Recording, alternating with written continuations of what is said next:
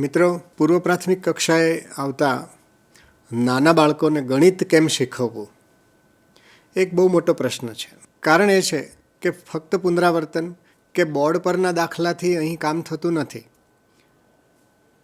4 વર્ષના 5 વર્ષના બાળક સાથે જ્યારે ગણિત શિક્ષણનું કામ કરવું હોય અને એ પણ સમજૂતી સાથેનું સંકલ્પના સમજાવવાની હોય, એવા સમયે ક્રિયા દ્વારા શિક્ષણ અને સાધનોના ઉપયોગથી અહીં શિક્ષણ કાર્ય થવું ખૂબ જરૂરી છે.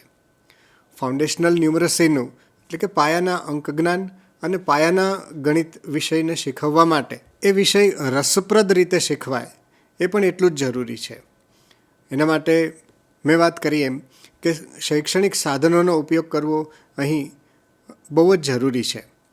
ગીજુભાઈએ પાયાના ગણિત શિક્ષણ માટે ઘણા બધા સાધનો છે એ પ્રયોજ્યા છે. મોન્ટેસરીના ગણિત શિક્ષણના સાધનો એ અહીં પાયાના સાધનો તરીકે ગીજુભાઈએ સ્વીકારેલા છે.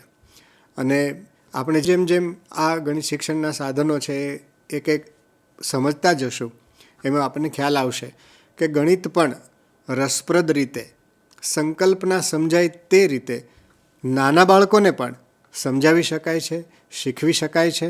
તો ગણિત શિક્ષણના આ વિવિધ સાધનો છે એનો આપણે પરિચય મેળવશું અને ત્યારબાદ આ દરેક સાધન પણ કેવી રીતે કામ કરાવવામાં આવે છે, કેવી રીતે કામ કરાવી શકાય, એનું પદ્ધતિસરનું ગણિત શિક્ષણનું કામ કેવી રીતે થઈ શકે એ એક એક સાધનના ડેમોન્સ્ટ્રેશન લેસનથી પણ આપણે સમજીશું.